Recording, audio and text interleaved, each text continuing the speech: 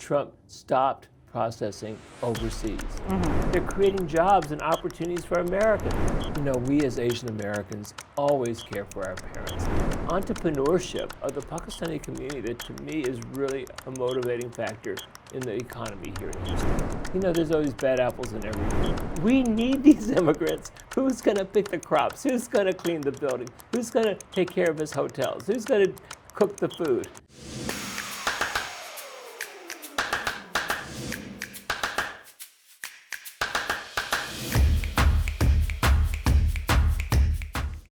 Welcome to another episode of tea and talk with the international art society. इस podcast की host मैं हूं और मेरा नाम है लीना शाह। और आज हम स्टूडियो में एक बहुत ही इम्पोर्टेंट मेहमान को आपके लिए लेकर आए हैं। ये मेहमान का ताल्लुक हमारी कम्युनिटी से बिल्कुल वैसे ही है जैसे कि चोली दामन का साथ है। बिकॉज पाकिस्तानी कम्युनिटी की बात की जाए तो इज़ एन इमिग्रेंट कम्युनिटी, और जब कोई भी इमिग्रेंट कम्युनिटी की बात होती है तो जो इमिग्रेशन लॉयर होता है वो उस कम्युनिटी को सेफ़ और सेटल कराने में, सेफ फील कराने में और सेटल कराने में बहुत इंपॉर्टेंट रोल प्ले करता है। आज के जो हमारे गेस्ट हैं उनका नाम किसी भी तारुफ का मोहताज नहीं है। बिकॉज एक ऐसा अटर्नी, अगर आप किसी भी पाकिस्तानी से ह्यूस्टन शुगरलैंड में पूछें कि बताइए कोई रिकमेंड कीजिए हमें इमिग्रेशन अटर्नी, तो एक ही नाम सबकी ज़ुबान पे आएगा जिन्होंने कि बहुत सारे लोगों को हेल्प की है इस मुल्क में सेटल डाउन करने में, and that name is Gordon Kwan. हमारे साथ स्टूडियोज़ में मौजूद है attorney Gordon Kwan. Welcome to the show. Thank you so much. Thank you, Leena, for inviting me.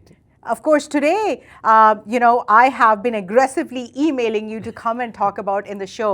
And when we got the ban, and especially because the 75 countries that are included in the ban, the first thing I looked up is Pakistan. Right. In fact, it was on my Instagram feed. There was like a Pakistani newspaper, Dawn, saying that Pakistan has been included in the 75 countries that are banned. And I'm like, fake news. They're always giving fake news. And then I get an email from the State Department, like, so many of us who subscribed get as well.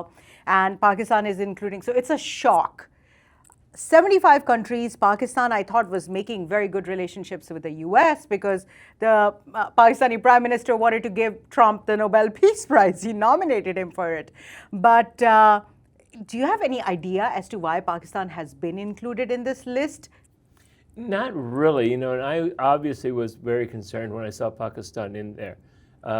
There are very few actually South Asian countries. I mean, you don't see Sri Lanka, you see Nepal there, but that's about the only other South Asian country. I think that because of maybe there's been diplomatic unrest in Pakistan for quite a while, as you know. And so I think in terms of the fact that Pakistan, as you know, previously had a number of terrorists in the Northwest Territory. And there was fear that Pakistan may still have some of those remnants of those fighters in that area. Okay, and that is the reason Pakistan has been, because it came as a big shock to me. Let's talk about this ban. Is it indefinite? Is it going to last? It's not a ban per se. Okay. It's a pause. Okay. And so there are other countries that have been banned. Pakistan's not under the ban, but under the 75 countries where they claim we're doing a pause. Now, the premise that they're using is that we're wanting to make sure that these people are not going to go on public charge in the United States and that there's proper screening on them. I think we've seen a good influx of Pakistanis coming to the United States, especially here in the Houston area of late. And so, Trump, and who can read his mind totally, okay, is thinking that immigrants are a burden on society, they're taking welfare, they're taking advantage of America. And you and I know that the Pakistani community gives so much. I am constantly in amazement of how people come with very little. Next thing you know, they have 10 grocery stores. They have 20 cell phone stores. They have restaurants galore, and they're creating jobs and opportunities for Americans. But I think to many people, it's kind of invisible because they're using the name like T-Mobile, or they're using Jack in the Box, or they don't know who owns these places, Subway Sandwich. But it's really the energy and entrepreneurship of the Pakistani community that to me is really a motivating factor in the economy here in Houston. Thank you so much for saying that. And I think that I just made a mental note that, our Pakistani community needs to be vocal about, how they're helping this country grow as well. Yes, we do know that it's a problem that when people reach a certain age, they are on welfare. So I'm going to especially make a mental note here and make sure that our Pakistani community, when I talk to people, they do emphasize and talk about and highlight how much they have done for this country. But do you think there is some truth to it that, maybe because you see all kinds of different cases, that our community really does depend on welfare and they are maybe somehow tapping into the system, or maybe, they're committing the kind of crimes that would put them in this list? Rarely. I'll tell you, in 50 years of practicing immigration law, I've had a smattering of cases. People are concerned about their parents. Like, can my parents go on Medicare? What do they qualify for? But these are benefits that come with being a citizen or a resident of the country. But I don't see anybody coming here for those benefits per se. We as Asian Americans always care for our parents and want to make sure that they're always being cared for, and that's our obligation to them. Absolutely. So I don't see them looking to the government to take on that responsibility. And as far as crime, there's always bad apples in every group. But maybe a little white collar crime where they think that they can take a tax deduction or something. But by and large, I think that people are very, very cautious. And, again, playing on a stereotype, they're raising their children to be professionals. They want them to succeed in the future. They're not encouraging them to do anything that would mar their history. Absolutely. I mean, for the longest time, the only options their kids had was either you become a doctor or you become a doctor. Yes. That's it. That's all you can do. Yes, you are absolutely right. They are entrepreneurs as well. Right here in Houston, there's so many businesses. It's booming. This pause is affecting everybody at some level. Let's talk about pause. Is it how long do you see this going on for? Well, again, let's look at where we are. Okay. The pause, what you just mentioned earlier was you saw a State Department memorandum regarding the pause. Now, we're not sure if the pause applies to immigration here, because that's, again, we're not under State Department. We're under Department of Homeland Security. Homeland Security has not issued a pause. So people who are at the consul who are waiting to get their visa are the ones directly affected by this. Okay. And so, according to their memorandum, they're going to do an overall review of how they calculate income to make sure that they meet the income guidelines. Okay. So we're expecting, and I'm hoping that because of the pause overseas, that visas will become more readily available to those people already here in the United States who have been waiting for visas. Okay. So we'll see how that works out. Okay. So Immigration and State Department are still working on these cases. They have not stopped taking cases. They have not stopped processing cases. They're just not issuing the visas overseas to those 75 countries. Okay. So if I reiterate that would be that people who are actually waiting in their respective countries, in our case in Pakistan or in India or in Bangladesh or in Dubai, to go for an interview at the local council through NVC, they are the ones who are paused. But those who are already here in the US and waiting for their green cards or for their visas to be issued, they are not being affected by it. Department of Homeland Security has not instituted the pause. Okay.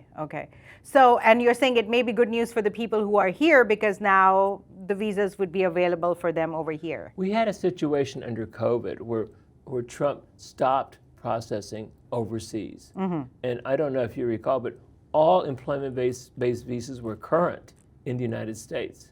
So it didn't matter if you were a janitor or if you're a rocket scientist, visas were current because they weren't giving visas to the people overseas. Okay. So approximately 500,000 people at that time did not get their visas. So the people in the United States benefited because they could get the visas. Okay.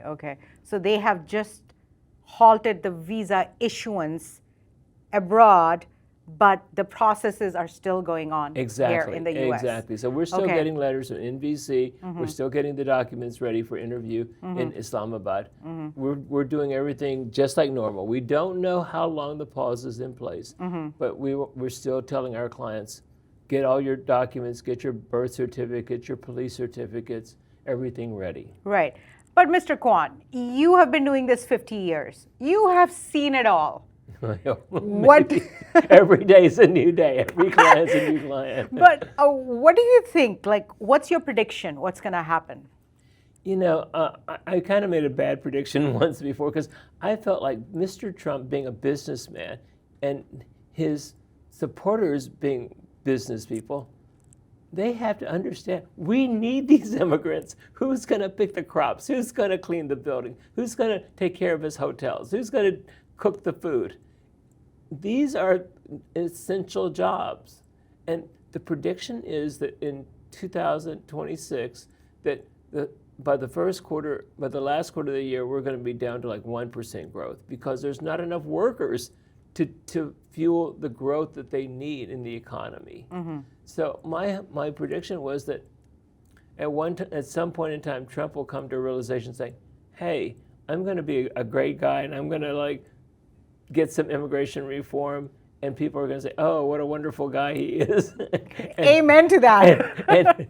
And he would be like, you know, exalted as opposed to being looked at as like, get rid of this guy. But that was my prediction. But he didn't do it. He didn't do it. And so I'm hoping, the problem is that Stephen Miller, who's his big advisor, has been so anti-immigrant. He wanted to freeze immigration and stop immigrants from coming to the country altogether for a year or two because he thought we were being overwhelmed with immigrants. But as you know, Leena, we have an aging population. We need new bodies. We need new workers. Until he can come to that realization, we don't know what's going to happen. Obviously, I'm telling people, get registered to vote, exercise your vote. We have seen 180 degrees difference between the Biden administration and the Trump administration. Under Biden, we could go to immigration and say, even though you have a deportation order, Your Honor, they have a child who's turning 21. Can we dismiss the deportation? And the legal counsel could issue an order dismissing the deportation and then letting them file for green card, which is a very practical approach because the courts have like 3 million cases in backlog. True. So Biden came to like, how do we begin to address immigration and resolve this? Because if we have to have a hearing on every one of these cases, it's going to go on for 20 years.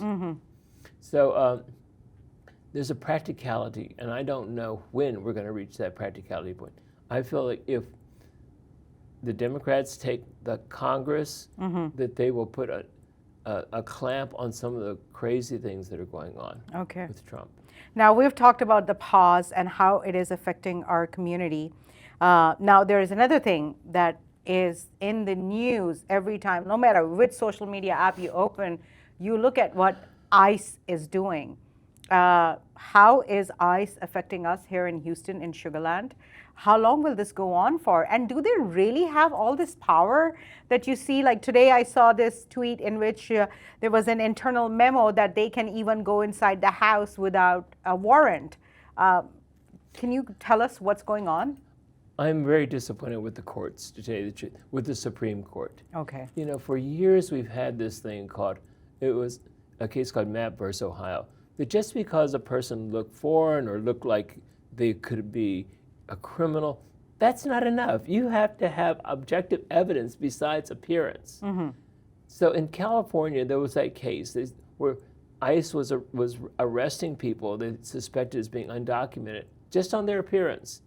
And so the ACLU filed a lawsuit saying, wait a minute, you can't do that. And it went to the Supreme Court and they said, well, we're going to let it continue. We'll take up the case to discuss it, to decide later on. So that's given them license to pick on people of color primarily and question, like, you being a citizen, they can say, hey, you look kind of foreign. Can we ask for your documents? My accent. Well, this is, against unreasonable search and seizure under the Constitution. You can't just ask people and go into people's homes. And yes, there was that directive that said that they can go into people's homes like that. This is what our founding fathers were against when they did the Constitution. Absolutely. That the British couldn't just come into your house and arrest you. And I was at a meeting recently, and this nice Anglo gentleman said to me, well, but I'm torn. I mean, if they broke the law, shouldn't they be arrested? And I said, yes, they can do that, but they are entitled to due process under our laws. They have the right to answer and explain their situation too. Obama deported more people than ever, but nobody complained about that because people had their day in court. They had the right to appear and answer the charges. And so this is what seems to be missing, in my opinion, right now. The fact that they are rushing people for removal. Now, I know people are all scared, like, oh, they're going to come to my house, take me away. Now, what they have done is they have this thing called expedited removal. But expedited removal requires the person to have entered without inspection and be here less than 2 years. So, as you can imagine, most Pakistanis, most South Asians, they came with inspection. They didn't just swim the river or the ocean. Yeah. So they have a right to a hearing, a bond hearing. And they have a right to an attorney to see what relief they might have. Many people have been here for several years. They have children here. So there's a thing called cancellation of removal. If you've been here 10 years continuously, you have and show hardship to a U.S. citizen or permanent resident spouse or children, then a judge can hear your case as to whether you should be granted permanent residence or not. Okay, wow. I've seen a few videos about what if you're asked by ICE or if you're stopped by ICE, if you're questioned by ICE, if you're out and about in your car at your home. I think you are absolutely the right person to tell people how, and I would request you to, if you can look directly at the camera, and if you are questioned by ICE, if you are an undocumented resident, what you need to do. If you're a green card, how can you respond? And if you're a citizen, what are your rights? Well, obviously you don't have to answer the person's question. You have a right to privacy, and they have to show what has happened that led them to ask these questions. I mean, there's always been like, was there a broken headlight? Did you make an illegal turn? I mean, it has to be tempered with some action. Now, they're rogue right now, as you can imagine. They're just picking on people left and right. And people who refuse to answer, they're picking on them. But you don't have to answer. You have your right to remain silent. Now, I know that's easy for me to say as a lawyer to you now, but when you're in that situation, you're totally intimidated by some guy with a gun and with a badge.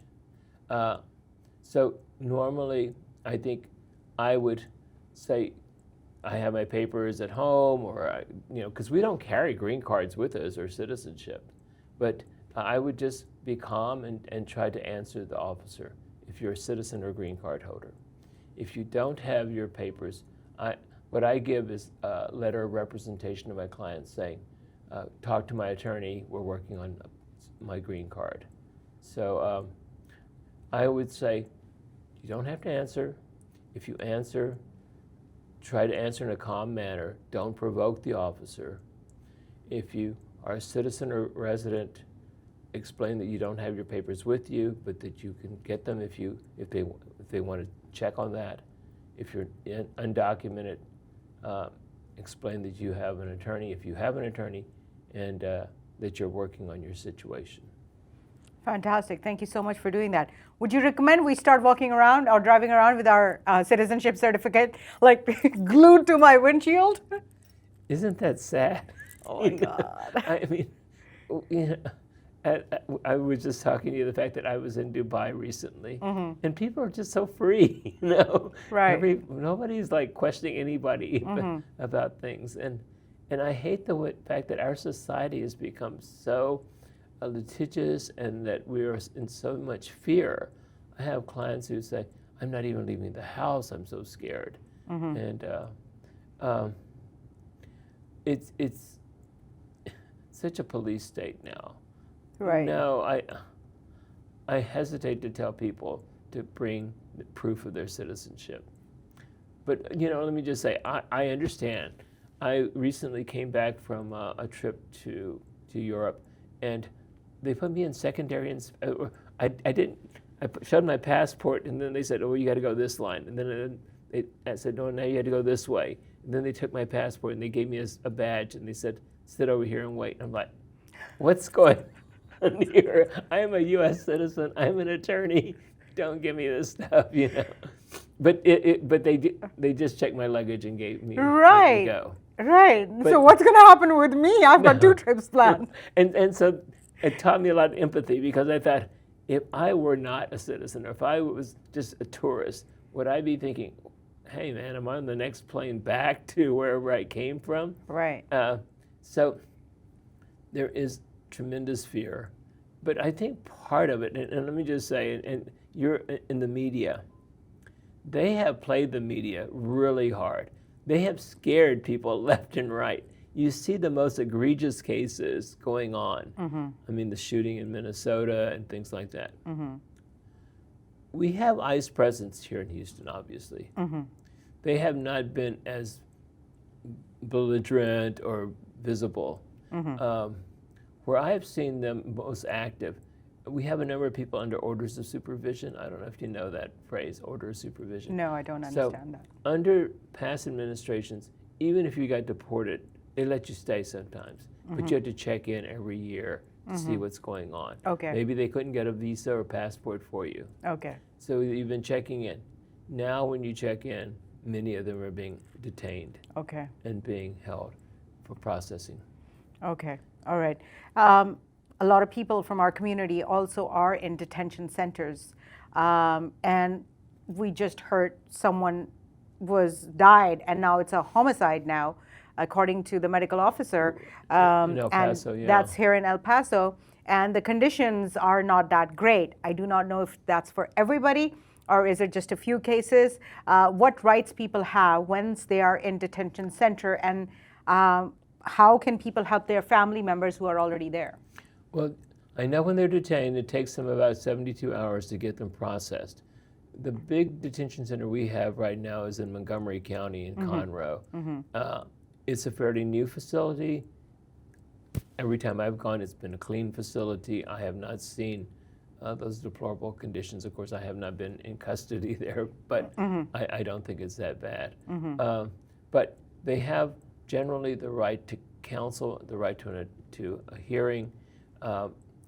If they have an order of deportation already, then what we're doing is habeas corpus to see if they're in fact, if the government followed the rules in arresting and detaining them. Okay. So I think, obviously talking to an attorney and seeing what options there are. Some people have no options, to tell you the truth. I've had some priests call me, their parishioners that have been arrested, and I said, tell me your story. He said, oh, yeah, they've been here 20 years. I said, well, have they ever fought anything? No, they never fought anything. They have kids who are U.S. citizens. I said, so why didn't they do anything? They're like, well, they just never got around to it. Oh, okay. And so sometimes we have to look at what do we do to rehabilitate and to bring them back. So, yeah, it's unfortunately, people got kind of lazy sometimes in not wanting to address their immigration issues. And for those people who have been there like 8 months, 9 months, is it because they have not been able to get an attorney, or they're keeping them there, or they haven't deported them? Because we were hearing about all those flights that were going, and we're not hearing about them. Well, I get all my news from the news, but yeah. But obviously, you know what's happening on the ground. We haven't seen a lot of people being removed or staying that long. I have a guy from Ukraine now that they've taken like 2 months before they even issued the notice to appear to explain why are they holding him. They're supposed to issue that within 72 hours, so we know the charge and we can begin representation, and we can ask for a bond and a hearing before a judge. So, each case varies. I don't know why.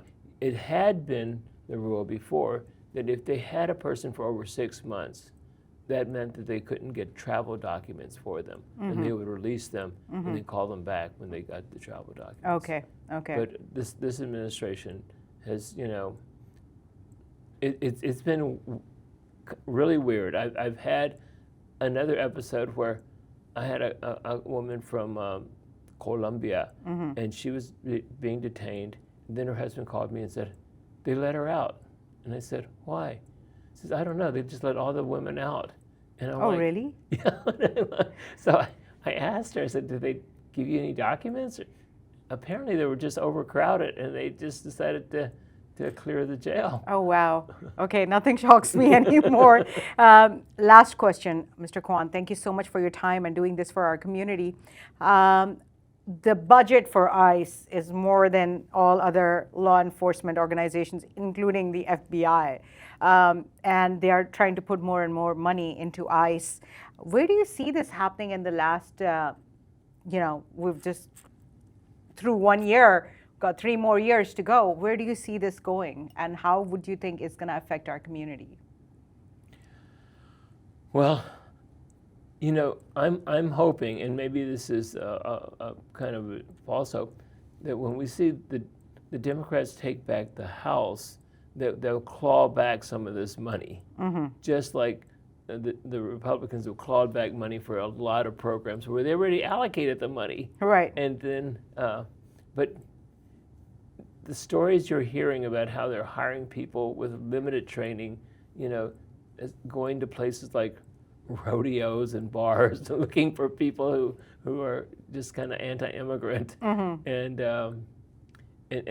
giving them 47 days of training and then putting them on the field and telling them to be aggressive. Even law enforcement people say this is not meeting any standard of decency. So, in answer, I think the general public is getting fed up, and I think that Trump is a person who looks at his ratings and looks at his popularity so much that this becomes such a hot issue that he eventually backs down to but make himself look good. That's what I'm hoping. Just like on this Greenland thing. Right. Here he was going to invade one day. The next day he said, oh, we're buddies. Hey, we're working this thing out. He seems to create a mess and then resolves the mess that he creates and claims victory. Right. So he's created quite a mess for our community. Right. And he has the power to obviate. Like, I'm a member of another group called American Business Immigration Coalition. It's 1,500 businesses across the country, from farming to manufacturing to construction to legal, who are like, wait a minute, we need sensible immigration policies. And so we're working hard in Washington to try to create something that everybody can live with. Oh, fantastic. That's great. We really need that. Thank you, Mr. Quan, for your time today and for everything that you described in so much detail. And after listening to everything that you've said, I have a feeling this too shall pass. It always does. It always does. Well, thank you so much, and have a wonderful trip, and all the best to you for what you're doing to make the immigration laws better and make this place a better place for our community. And thank you for being with us. My pleasure. Thank you, Leena. Alright, इसी के साथ आज का हमारा ये episode अपने अख्ताम तक पहुंचता है. अटर्नी गॉर्डन क्वान हमारे साथ स्टूडियोज़ में मौजूद थे. ऑफ कोर्स इमिग्रेशन से रिलेटेड, चूँकि हमारी इमिग्रेंट कम्युनिटी है, बहुत सारे आपके सवालात हो सकते हैं. अपने अटर्नी से रब्ता कीजिए. And like we got to the end of this podcast, this too shall pass, और टनल के एंड पे जो है वो लाइट ज़रूर है. इंटरनेशनल आर्ट सोसाइटी के पॉडकास्ट टी एंड टॉक को मैं होस्ट करती हूँ. मेरा नाम है लीना शाह. ऑफ कोर्स इस पॉडकास्ट के प्रोड्यूसर हैं इंटरनेशनल आर्ट सोसाइटी के रूह रवां हैं बासित जलीली साहब, उनका बहुत शुक्रिया. And of course, the director for the podcast is Suhail Nawaz, trained by the Reuters and BBC. He's brought all his expertise behind this podcast. आपको कैसा लगा हमें ज़रूर बताइएगा on Facebook and YouTube, और follow ज़रूर कीजिएगा. और अगले podcast तक, अगले episode तक मैं आपसे इजाज़त चाहूँगी. पर जाते जाते Mr. Quan, I'm going to ask you if you can speak to the camera and tell us a little bit about what you felt over here when you saw the studios. How was it meeting our team, and how did the podcast go? Well, let me just say, I was welcomed and I'm impressed. I think this would be a great community service. And I appreciate the professionalism by our MC, but also by our engineer and director. So much good wishes to you as we begin another year. And let's keep going. This is a great community. We need to make sure that people know about it. Thank you. Thank you so much. Many people are confused about the E1 and E2 visas. What's the difference between the two? Some countries have E1, some countries have E2 treaties, some countries have both treaties. What it is E1 is a treaty trader. What does that mean?